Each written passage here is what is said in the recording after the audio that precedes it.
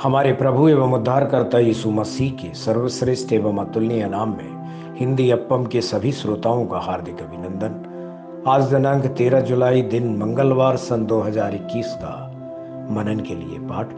आज का शीर्षक है उद्धार का दिन। भजन 106 का चौथा वचन कहता है, हे यहोवा अपनी प्रजा पर की प्रसन्नता के अनुसार मुझे स्मरण रख, मेरे उद्धार के लिए मेरी सुधि ले। आज जो इन अंतिम दिनों में परमेश्वर अपनी संतानों से मिलते हैं और उन्हें मुफ्त में उद्धार प्रदान करते हैं। देखें कि कैसे दाऊद यह कहते हुए प्रार्थना करता है, मेरे उद्धार के लिए मेरी सुधि ले। इन अंतिम दिनों में परमेश्वर ने अनेक सेवकों को उठाया है।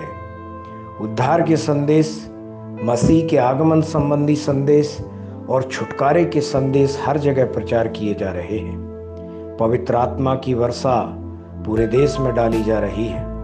परमेश्वर ने अनगिनत प्रार्थना योद्धाओं को खड़ा किया है और लोगों को अपने आगमन के लिए तैयार कर रहे हैं। यीशु ने कहा, और राज्य का यह सुसमाचार सारे जगत में प्रचार किया जाएगा कि सब जातियों पर गवाही हो, तब अंत आ जाएगा।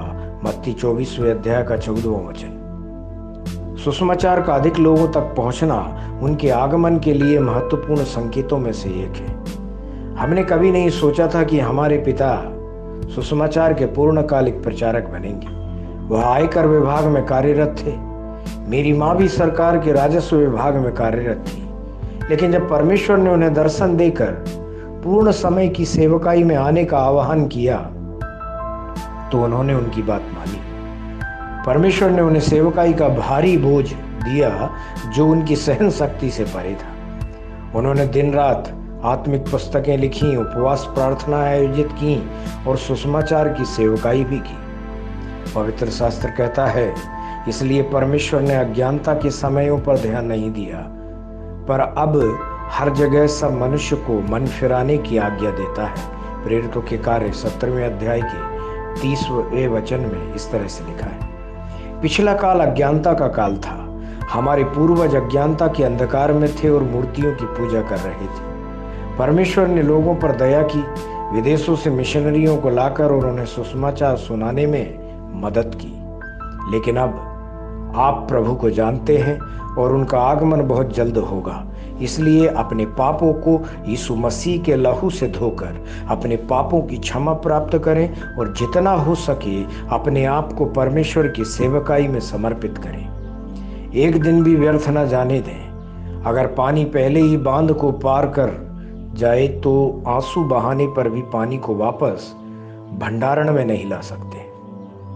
उसी तरह आप उन दिनों को कभी वापस नहीं पाएंगे जो आपने अतीत में आलस्य से बर्बाद किए हैं।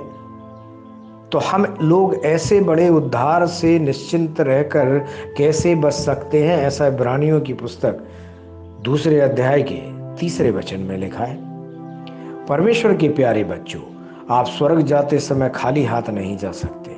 हजारों आत्माओं के साथ वहां जाने का संकल्प करें। ध्यान करने के लिए 2 कुरिन्थियों उसके 6वें अध्याय का 2 वचन, जहां इस तरह से लिखा है, देखो अभी वह प्रसन्नता का समय है, देखो अभी वह उद्धार का दिन है।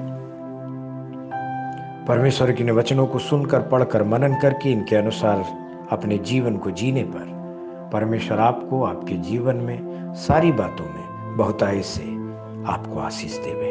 आमीन।